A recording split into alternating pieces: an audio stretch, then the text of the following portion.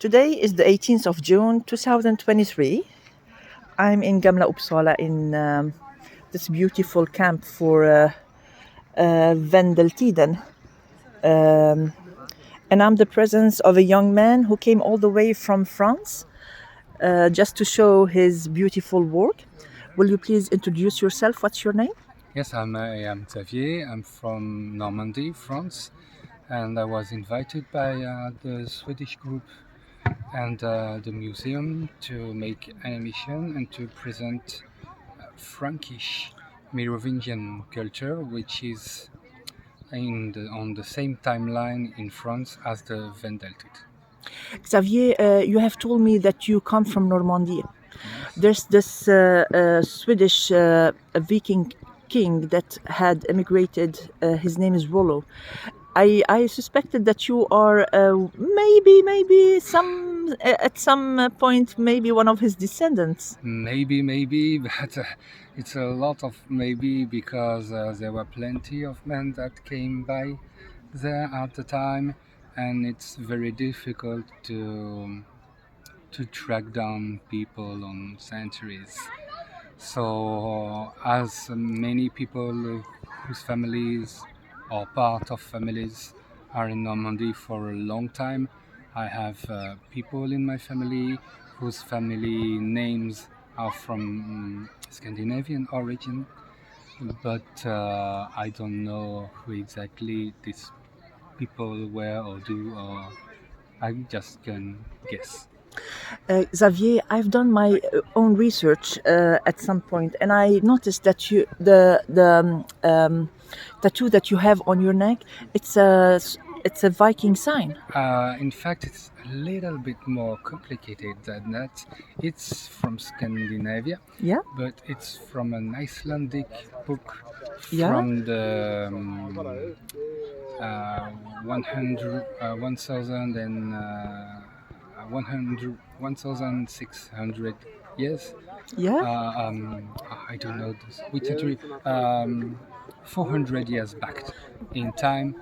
uh, Icelandic book of magic, Yeah. and many of these signs, in fact, I copied from medieval manuscripts called the Keys of Solomon. Aha. Can I see it, please? A little clearer. But Yeah. it's often taken for typically Viking, Yeah. and its Easy. fact, it's medieval magical signs Yeah. that were present in for a longer time in Iceland and taken back then and assembled in an Icelandic book. Yeah. I have noticed that you have done a lot of hand crafted Hmm? beauties that are inspired from the era of the Vikings. Oh, it's not Viking, it's before the Vikings. That's even further back. Yes, Tell me more about it. it is all the items, reconstructions, the belt, the seals, uh, and the pouch, and the swords. They are all parts of chieftain landowner's grave from the beginning of the 6th century in north of France. And all the material are made according to archaeological data. Mm-hmm. And when some items could have been analyzed deeply, Yeah. we have to make research. As for the swords, I have to make research to know what was the most common pattern that was used by the time, Mm-hmm. because we couldn't have access to analysis to see the pattern. Mm-hmm. The original was too damaged, and we didn't find any hilt parts. And so, as it was very low, this man between high status people, I have to make what was the most common for swords. Mm-hmm. So I picked up in books, in statistics, the pattern what was the most used, And for the handle, I best myself from a find in England. So they left some remains in England. Yeah. In England, the Yeah. soil allowed conservation of organic hills, but in France, it's more complicated to have that kind of things. But basically, Merovingian culture in France have a lot of common with Vendeltines because the Franks were Germanic people, but they were mixed with Romano-Gallic people. So this is the main difference. There were, in fact, the landowners and high status people in France and in Belgium. But there were only a few as they didn't replace the population. And the Romano-Gallic population gets culturally assimilated with the elite. Yeah. They Yeah. took the elite's material culture. And the other difference is that they were already Christian, because back to those time, the Frankish first kings that we are known of, they lived inside the Roman territory.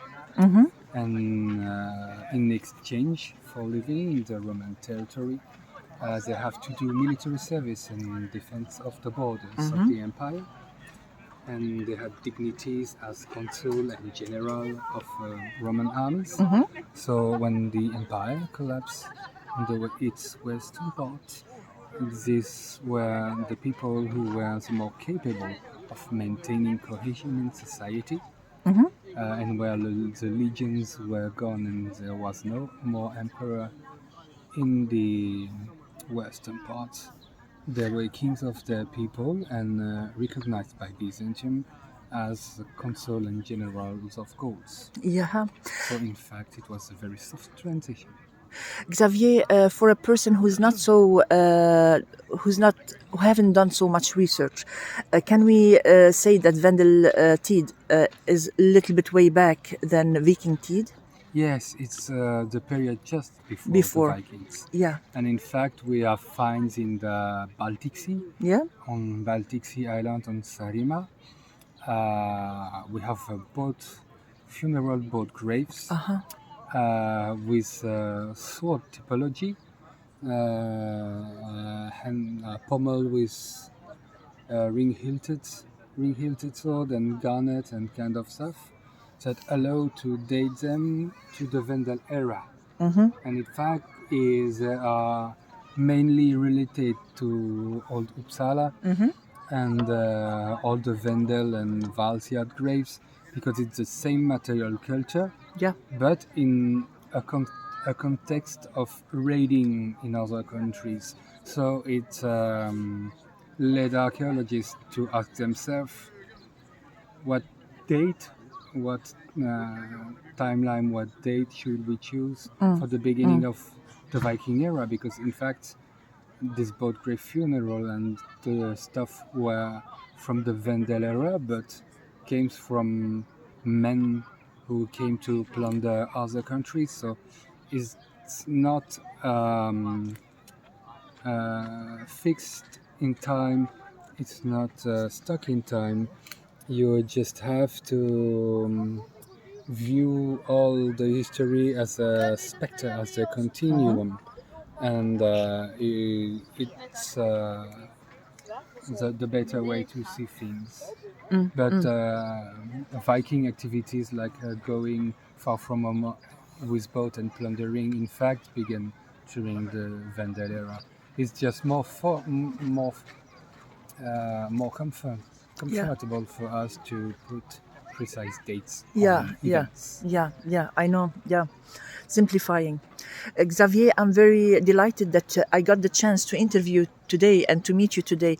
I'm so happy they invited you, and I wish to see you next year I at like similar to be event. also.